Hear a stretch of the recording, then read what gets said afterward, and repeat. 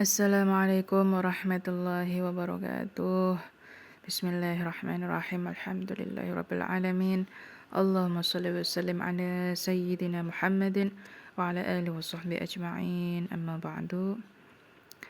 Jalan untuk supaya kita bisa dapat membersihkan hatinya kita, maka kita bisa menyembuhkan daripada semua penyakitnya jiwanya kita. Disebutkan katanya Imam Al-Ghazali, jalan daripada kesembuhan untuk jiwanya kita itu prosesnya adalah dengan menyucikan hatinya kita. Disebutkan oleh Imam Al-Ghazali, karena Imam Al-Ghazali ini memandang hati itu sebagai pusat, pusat daripada kesadarannya manusia. Kalau hatinya sakit, maka pikirannya ikut gelap, pikirannya ikut tertutup, emosinya menjadi nggak karu-karuan, dan juga hidupnya terasa berat dan juga tidak tidak ada sebab jelas.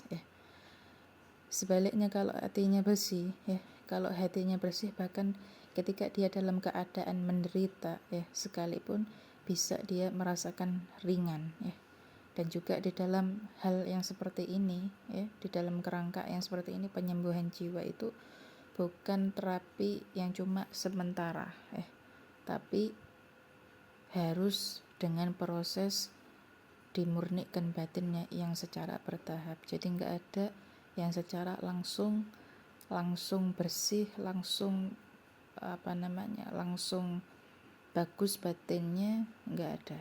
Semuanya melalui daripada tahap proses. Nah, langkah pertamanya yaitu harus kita ini sadar. Kalau seseorang itu tadi dia mengenali daripada penyakit hatinya sendiri, maka kita kan harus introspeksi, kita harus introspeksi, tanya sama dirinya kita, aku ini punya penyakit hati apa ya?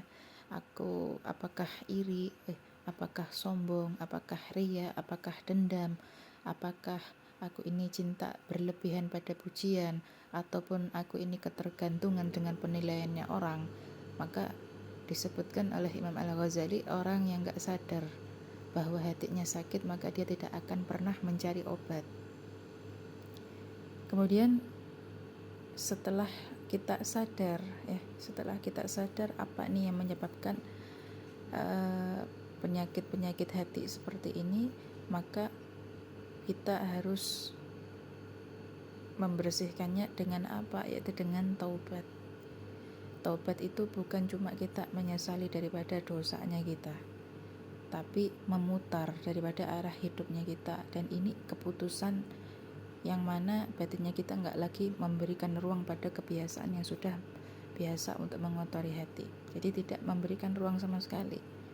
Kalau di dalam logika, di dalam logika Imam Ghazali itu menjelaskan, taubat itu seperti membersihkan luka sebelum diobati. Kalau nggak seperti itu, maka obatnya nggak akan bekerja. Kemudian hati itu juga nggak bisa bersih cuma dengan niat. Saya niat membersihkan hati, tapi harus perlu dilatih. Imam Ghazali menyebutkan latihannya jiwa untuk untuk mendidik supaya kita tidak terjangkit daripada penyakit hati, supaya hatinya kita tetap bersih, adalah dengan mendidik nafsunya kita agar tunduk pada akal dan juga iman. Yang mana latihan ini riyadhah an-nafs, namanya riyadhah an-nafsi, yaitu menahan diri dari emosi yang berlebihan, menahan diri yang sekiranya ini membuat kita marah yang besar-besaran, kita tahan, perbanyak daripada istighfar, biasakan sabar, dan biasakan membalas keburukan dengan kebaikan, dan juga menolak dorongan untuk memamerkan. Walaupun kita punya kelebihan itu, tapi menolak dorongan untuk pamerkan. Semuanya itu adalah bisikan daripada setan. Terus dilatihnya pakai apa? Imam Ghazali menyebutkan zikir. Jadi zikir itu sebagai penjernih hati. Jadi zikir itu bukan cuma sekedar dari ucapan lisannya, tapi melainkan latihan kesadaran yang terus menerus mengingat Allah.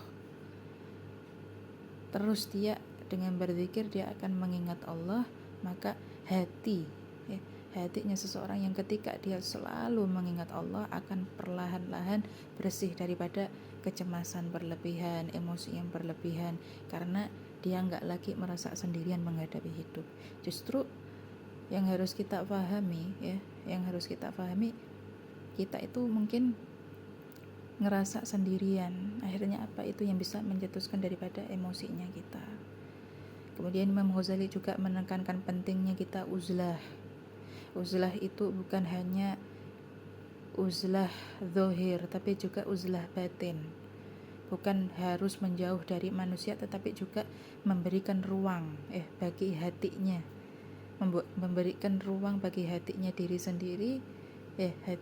sendiri untuk merenung, untuk merenung dalam keadaan sunyi, karena seseorang itu akan bisa mendengar suara hatinya sendiri ketika dia sudah uzlah zahir, dan jika uzlah batin maka dia akan bisa mendengar daripada suara hatinya sendiri. Dan disinilah proses penyembuhan itu terjadi.